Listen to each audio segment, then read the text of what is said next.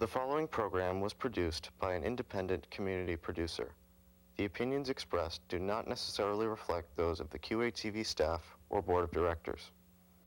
QATV, in compliance with FCC regulations, is prohibited from exercising control over the content of independent, member-produced public access programming.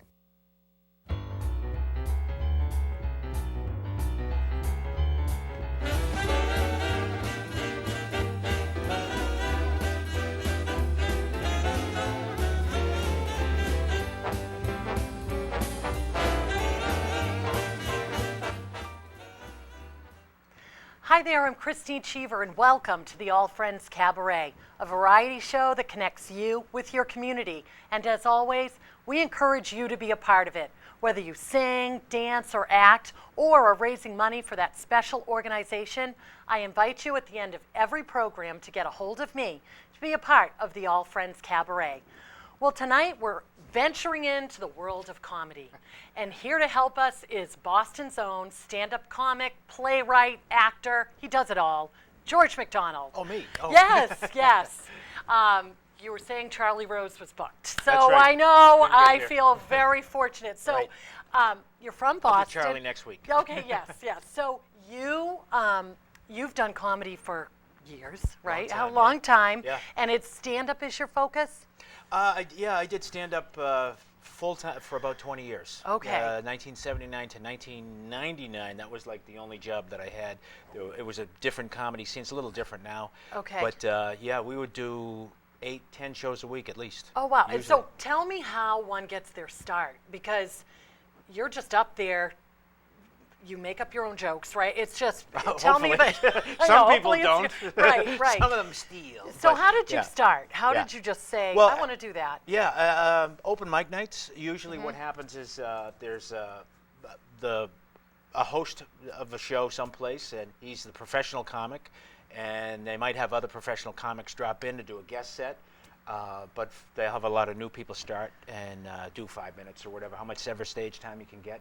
And pretty much I think that's how everybody starts. It used to be way back in the 70s, gong shows. People would do gong shows, which are Okay. a pretty horrific way to begin, actually. Right, But at least right. in a comedy club, if they have an open mic night, you sort of have an audience that's kind of on the same page. And did you just say, oh, let me go check that out? Well, what happened for me, I mean, I knew two guys that were doing comedy. One of them was my brother Warren. He was a stand-up comic. Yeah. And Lenny Clark was a guy that I knew from college. We went to school together at UMass. And he's still working. Oh, yeah. in Yeah, the he was on business. Rescue Me, and Yes, he works a yes. lot. He and I have actually done a couple of movies together, which was fun. Oh, and, good, good. Yeah, and he was a really funny guy in school, and the two of them were doing stand-up, and I was sort of hanging around and watching them Right. do it, and I said, I think I'd like to try doing that once. Okay. And what happened was I did it once, and I just got bit by the bug. It was like, oh my God, that was so much fun, so I just, I was off and running. Okay, so long time ago in New York, maybe like 10 years ago, I was living down there, and I said, you know what? I want to take a comedy class. Yep. And then the end of the class, you perform stand-up comedy. Right. So there was something to the writing of the comedy. Right. Where it has to be a quick joke, right? It has to be said in a certain way. Well, if it's a long joke, it better be a good one. Right, It can be a because quick one, but what is it about the craft that, you have to get that laugh fast? Yeah. Tell me about that. Well, I think actually Boston, the audiences in Boston want their jokes even faster than the audiences in New York. It's like joke, joke, joke, joke. They just want it really quick like that. Right. Which is great. I mean, it makes you a good writer. The craft of the writing really is most jokes, I think, have a 3-act structure. Like guy walks into a psychiatrist's office, Yes. the setup, the premise, setup, and then the punchline. I mean, most jokes work like that, and the quicker you can, the tighter you can make the joke, the better. Nobody wants to sit there and hear a really long, drawn-out joke, like I say, unless it's really good when you get to the end of it. Right. It better be like right to the point, cut to the chase. And then, so for 20 years, where did you work? What were some of your favorite venues? I had my own show at Nick's Comedy Stop. I had my own show at Stitch's Comedy Club, which I don't think even exists anymore. There was a club Played Against Sam's, which I don't think it exists anymore. Wow. There was so much work. There were 5 full-time clubs in Boston alone, and there were a whole bunch of little one-night shows and like weekend shows, and Dick Doherty has had shows for a long time. So and, you made a decent living at it. Oh yeah, I made a great living. I made more money than I've ever made in my life as a comic. Yeah. Okay, okay. Yeah. And then do you have a favorite venue that you liked working at? I was one of those guys. I mean, I started doing stand-up the same time that I got into acting, so I was always kind of pursuing the two. And what happened for me was I took a class acting for commercials at a place called Weiss Barron, which is no longer, it's in New York and LA, but their company here is no longer around.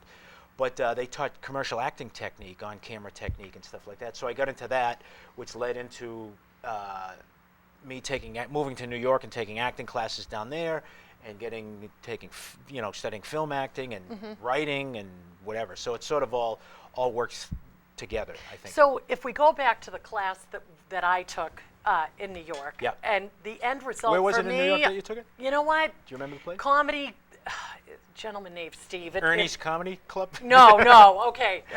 You probably have a story from there. No, I'm sorry, it escapes my brain, but the one thing that I did that was a mistake within the class, I brought my note cards up with me. The final, you had to perform in front of your family and friends at a club. Yeah. So I stood up there, and I'm reading the jokes, and I thought, oh my gosh, people get up there. It just seems like, unlike acting, you're up there alone. And I guess that was my fear, was letting go of my notes. So talking to a real stand-up comic, that's real. You're putting yourself all the way out there. Well, I think the big difference between, if you want to compare it to like live act, like stage acting, for theater and stand-up, because they both take place in the same type of venue, is a stand-up comic. Actors in a play, they have the play. They always have the play to sort of focus on, and they hear the audience, but they have the fourth wall that they don't like, unless it's just like a Bertolt Brecht play or something like that, where they actually go out and talk to the audience. They're pretty much talking to each other and listening to each other. Part of them is hearing the audience. Now, comic stands up there, boom, he comes right out, and he goes right to the people with what he's doing. And unless you're a comedy team, of course, you don't really have somebody else to play off of, unless you're one of those comics, what's called a hack, who picks on people in the crowd, which is really easy to do. So. Then you're standing up there and you're open to the criticism. So let's talk heckling. Let's have some fun. Have you had a moment where the jokes just weren't, either the crowd wasn't? Oh, yeah. Well, I mean, everybody has shows that don't work. Sure. Okay. That's just part of the deal. You're going to have shows where no matter what you do, it doesn't work. And what I think happens is the more you do it, hopefully that happens less.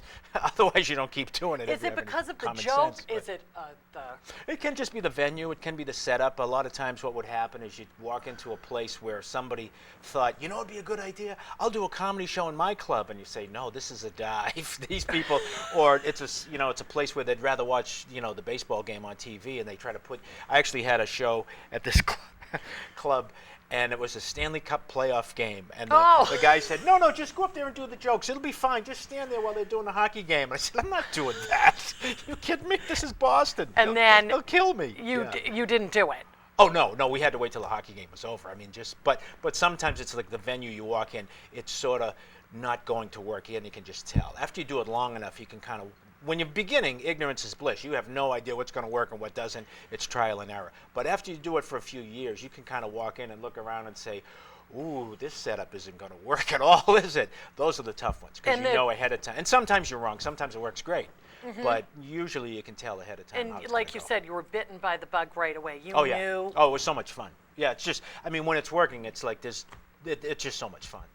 If you're studying to be in that field of stand-up, when do you know it's not working out? Or the people you've met, have you seen that it's because they don't get the jokes right, or if it's not? I think everybody's got their own sort of timeline like that, because there were people that I knew that did it. They did it for months and months and months, and they weren't funny. Then all of a sudden, bang, it just turned, and they were funny, and they got it. And then other people come in, and like the first or second time they do it, they get it, and they're funny. And then some people do it for years, and they're not funny, and they keep doing the open mic, and to each his own. I mean, who's to say it won't click in eventually? I don't know, but I guess if you like doing it, you better like doing it. I mean, if you don't like doing it, what are you doing it for? And Do you see, you worked so much in the, for 20 years, and Yeah. a lot of comedy clubs have closed. What has changed? Well, the economy, sure. You I mean, the think economy. that's what it is? Oh yeah, absolutely. That has an impact. I mean, there are more comedians. Mm-hmm.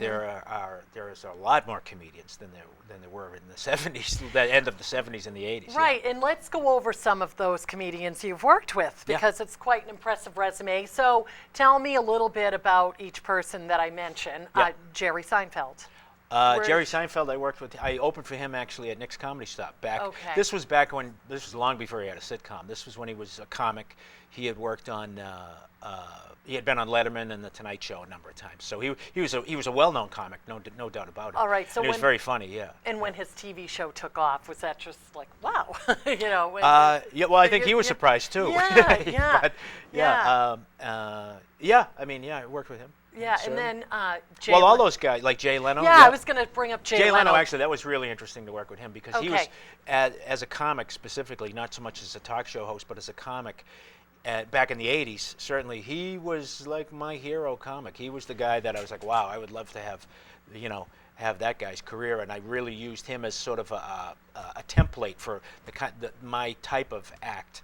And I opened for him at a place called the Chase House, which is now called Finn's. It's up on Pickering Wharf, and it's a restaurant. And we used to have a comedy show there, and he had a cancellation, and he called into Boston. Somebody else, Mike Clark, the guy who books Giggles, he was looking for a replacement gig, and Mike also booked Nick's at the time, but they couldn't plug him in at the last minute, so they ended up booking him up at the Chase House, the place that I worked at. So which was great. It was a great opportunity to get to meet him and work with him and open for him. Oh, that's great. Yeah. That's great. And then Chris Rock was on your... Chris Rock, actually, I worked with him again. He was a comic. He was too young to be in the club. Actually, he was under was he? 21. So when he wasn't on stage, he had to wait outside because he was underage. He couldn't be So in this particular club, you cut through the box office and walked right onto the stage. So Yeah. he wasn't really, except for being on the stage, he wasn't really around the alcohol. that's And that's how they had funny. to do it because I think he was 19 It was at young. the time. Yeah,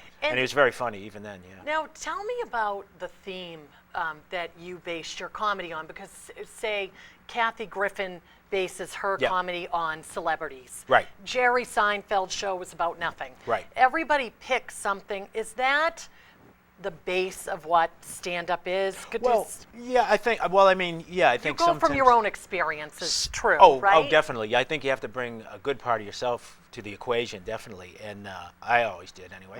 Mm-hmm, And sometimes you read the paper and they'll write the jokes for you. You look at it, just Yeah. a current event comes up that's just like so bizarre, off the wall. It's like it just you bang out 3 jokes easily about it. Yeah, and I saw Joan Rivers.